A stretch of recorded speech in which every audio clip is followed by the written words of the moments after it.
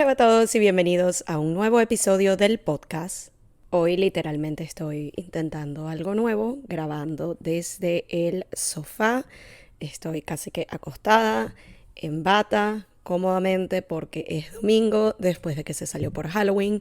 Puede que lo lleguen a notar un poco en mi voz, pero esta es mi manera de encontrar ese compromise entre estoy haciendo esto que me gusta, que quiero, que es grabar el podcast, que también en parte, digamos, es una de mis responsabilidades semanales, pero también haciéndolo desde un lugar más relajado, con calma, con disfrute, que no se sienta como una tarea.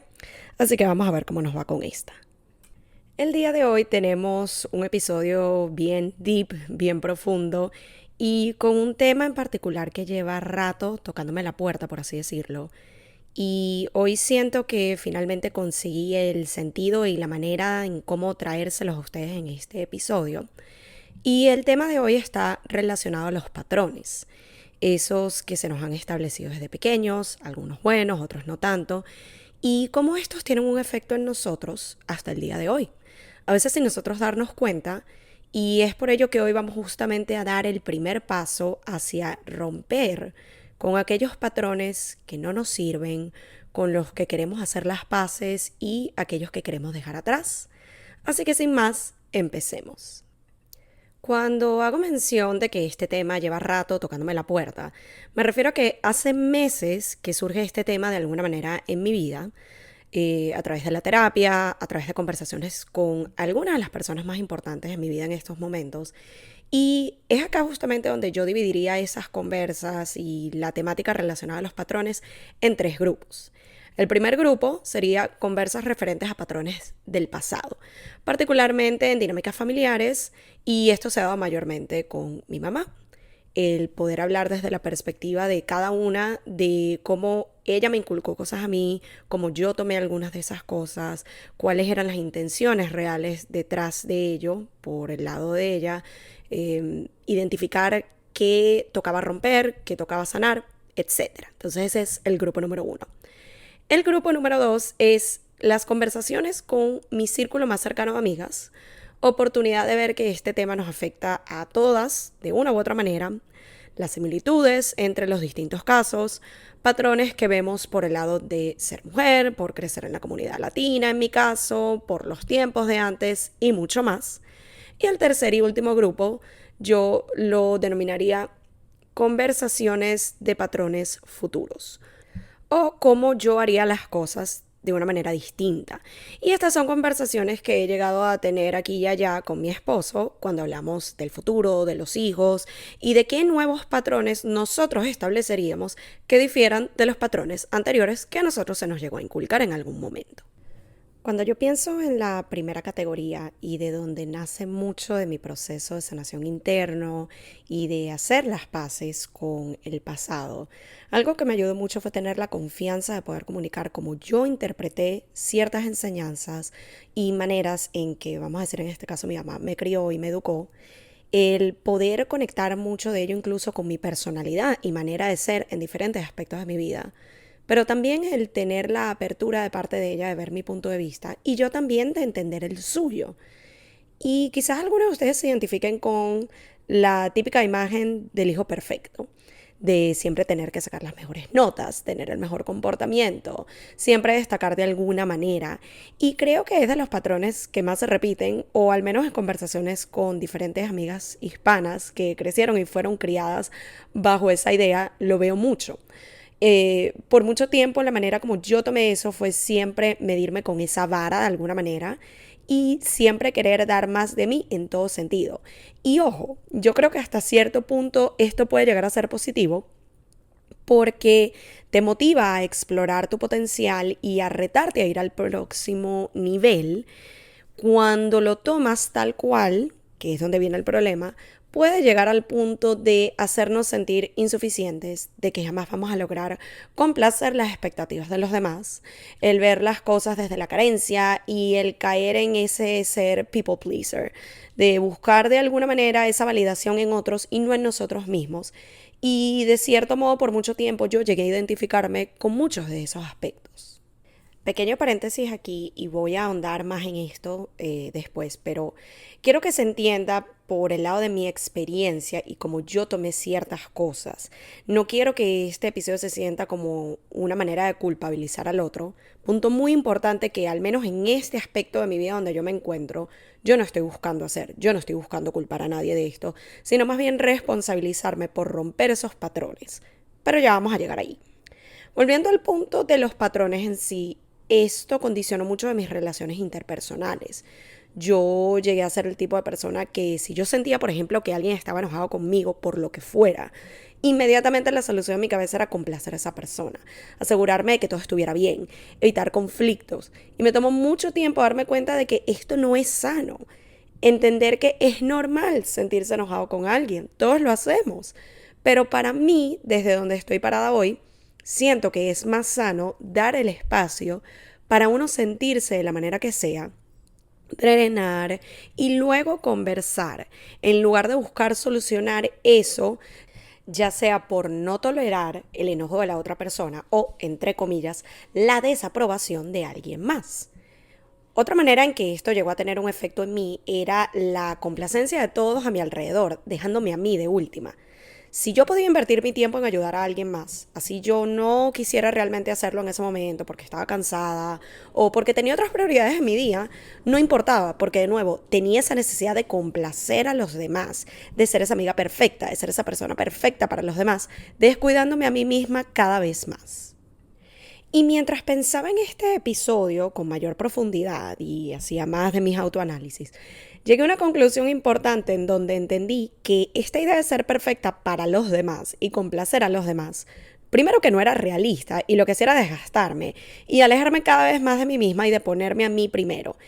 Y analizando más, me di cuenta de que fue de hecho mi situación vivienda los primeros años en este país, cuando la vida me puso a una persona como roommate a quien jamás iba a poder complacer al 100%.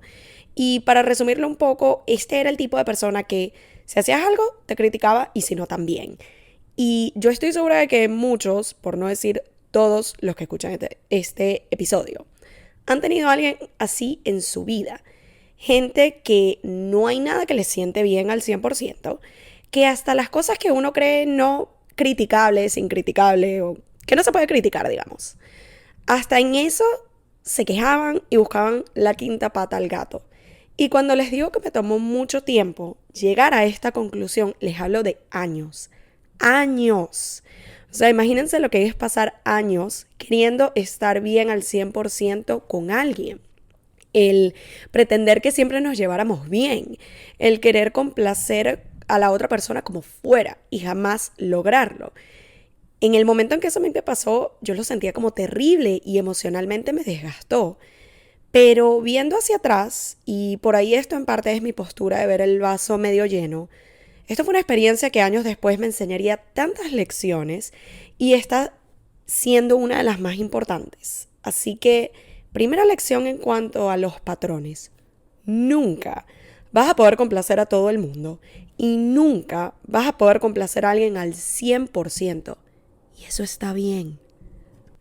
Eventualmente logré salir de esa situación, pero luego me di cuenta de que así como había arrastrado conmigo las costumbres de siempre querer ser perfecta para otros y complacer a todos por de alguna manera buscar esa validación, traje conmigo también otras tendencias como el perfeccionismo en general, que todo siempre tenía que estar bien, todo siempre tenía que estar en orden, todo siempre tenía que estar preplaneado y planificado y por eso por mucho tiempo yo chocaba con este concepto de fluir y dejarte llevar. A mí me hacía demasiado ruido y me generaba incomodidad, se los confieso. Y no fue hasta que, gracias principalmente a la terapia, entendí que yo tenía que romper con eso urgentemente, porque lo que tanto internamente yo criticaba de estas personas, yo lo estaba repitiendo, estaba replicando esos patrones en mi vida. Me convertí en la persona que critiqué y que juré que nunca iba a ser. Y esto es algo que es posible que también a ti te llegara a pasar o te esté pasando en estos momentos. Y si es así, te digo que no estás solo. Es más normal de lo que tú crees, pero ya el identificar esos patrones es dar el primer paso. Porque si nosotros no identificamos que algo queremos cambiar o que es un problema, ¿cómo vamos a trabajar en ello? Aquí es donde entra un poco el segundo grupo de los tres que les mencioné al principio del episodio, el poder hablar de estos temas con tu comunidad, con personas cercanas a ti. Allí fue cuando yo me di cuenta de que no era la única que había pasado por situaciones similares y por algo en psicología existe este cliché de es que la culpa es de la madre. De nuevo, ahora vamos al tema de la culpa per se o la falta de. Pero en cuanto a la comunidad, a mí me ayudó muchísimo poder tener esta conversación o estas conversaciones con mis amigas de cuando eres la primera hija o la hija única y sientes toda esta presión de ser la hija perfecta, bien portada, educada, el modelo a seguir. Y cuando te das cuenta de estos patrones y cómo se repiten en casi todas las familias, dejas de sentirte como, esto solo me pasa a mí y pasas a, wow, esto es más común de lo que yo pensaba. Y para mí eso tiene un valor muy significativo a la hora de sanar.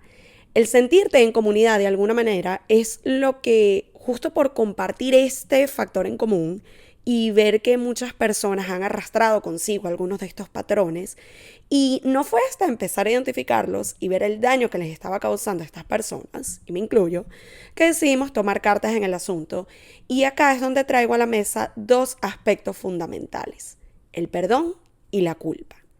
Yo siento que un factor muy importante en estos casos es el perdón y siento que a esto le podemos dedicar un episodio completo, pero en el contexto de los patrones y en especial el romper con ellos, es muy importante perdonar a las partes involucradas, tanto al otro como a nosotros mismos. Y puede que ustedes digan, pero ya va, si a mí me condicionaron de esta manera o me inculcaron este patrón que yo ahora estoy repitiendo, ¿por qué yo me tengo que perdonar a mí mismo si yo no hice nada? Más bien me lo hicieron a mí. Y sí, hasta cierto punto es verdad, pero vamos a desglosar este tema un poquito.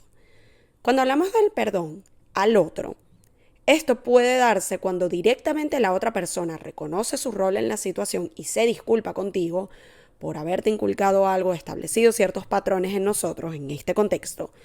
O a veces no tenemos esa disculpa, pero reconocemos que debemos perdonar para poder sanar. Sea porque la persona ya no está presente en el plano terrenal, por así decirlo, o quizás sí, pero ya no hay esa comunicación, esa persona ya no es parte de tu vida, pero aún así tú deseas perdonar para sanar y avanzar. Yo he llegado a experimentar ambas situaciones. Por ejemplo, en el caso de mi ex roommate, a pesar de que ella sigue aquí, no existe una relación o comunicación entre nosotras y es algo que por mi lado yo lo prefiero así, pero eso no quitaba mi deseo de pasar página y perdonar aun cuando yo estaba evitando tener una conversación con ella. Y a través de la terapia entendí que aún sin tener esa conversación per se, yo podía llegar a perdonar, yo podía llegar a pasar página y podía llegar a sanar. No necesitaba que alguien me pidiera perdón directamente para dar ese paso. Otra cosa que me tomó mucho tiempo a entender, y yo espero que este punto en particular, este mensaje, les agilice el proceso a ustedes. Uno simplemente busca perdonar para poder sanar uno mismo. Y en la otra situación, a pesar de hablar de estos temas, más bien ni siquiera sentí la necesidad de pedirle a la otra persona que se disculpara. Ya el poder hablar del tema y poder ver el punto de vista del otro y sentir que mi punto de vista estaba siendo escuchado y entendido, fue más que suficiente para pasar página. Así que este es un ejemplo de que a veces ni siquiera necesitamos que la otra persona pida perdón directamente. Es el sentirnos escuchados y comprendidos. Esa es la pieza que nos falta para seguir adelante. Así que si tienen la oportunidad, el deseo y la confianza de sentarse con esa otra persona a hablar del tema, por experiencia personal les digo que resulta demasiado sanador. Volviendo al punto del perdón, cuando hablamos del perdón a nosotros mismos, luego de que les hablo un poco del perdón al otro, entendemos mejor por qué es importante ese paso para sanar y salir adelante, al menos en mi opinión. Porque aun cuando perdonas a la otra persona, si tú no te perdonas el haber adquirido y repetido ciertos patrones, el ser tan duros con nosotros mismos, justamente por haberlo hecho, por exigirnos tanto, por ser tan autocríticos, creo que nos estamos perdiendo una parte fundamental del trabajo y de la sanación para seguir adelante. Perdonarnos a nosotros mismos es uno de los actos más grandes de amor propio, en mi opinión. Es poder vernos al espejo y decir, basta. Vamos a romper con esto que nos ha hecho tanto daño. Vamos a tomar cartas en el asunto. Acá yo no estoy buscando culpar al otro el resto de la vida mientras yo sigo repitiendo patrones, mientras yo me sigo consumiendo y mientras no termino de avanzar.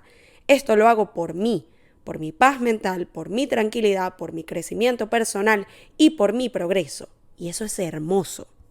Y finalmente, luego de hacer todo este trabajo interno, de tener las conversaciones que deseaba y podía tener, de soltar culpabilidad hacia otros o hacia mí misma y seguir trabajando en mí, llego a la tercera categoría que les mencioné, los patrones a futuro. Y ahora que lo pienso, no sé si llamarlos patrones per se, pero quizás el entender qué no funcionó antes, cómo pudiéramos hacerlo de manera diferente y tener una mejor idea y entendimiento de cómo podemos instruir mejor a las futuras generaciones. Aún así, sé que somos seres humanos, somos imperfectos, vamos a cometer errores, eso está bien, pero creo que nuevamente el reconocer patrones anteriores que no funcionaron, romper con ellos, sanar y pasar página, nos permite estar en un mejor lugar para contribuir positivamente a las generaciones por venir, en la capacidad que sea, como padres, como tíos, padrinos, maestros y más. Creo que el mensaje central de este episodio es que nunca es tarde para romper patrones. Nunca es tarde para reconocer que algo no nos funciona y que nos está afectando negativamente. Y es momento de trabajarlo. Empezar por reconocer de dónde vienen esos patrones, tener las conversaciones pertinentes con las personas involucradas o con nosotros mismos, decidir perdonar y pasar página y establecer maneras más sanas y efectivas de establecer nuestros propios patrones. Espero que este episodio les impulse a dar el primer paso o el siguiente paso hacia justamente identificar, trabajar y romper con aquellos patrones que ya no nos sirven y que es hora de dejar atrás. Gracias nuevamente por ser parte de otro episodio y nos escuchamos en una próxima edición de Esperando la Señal.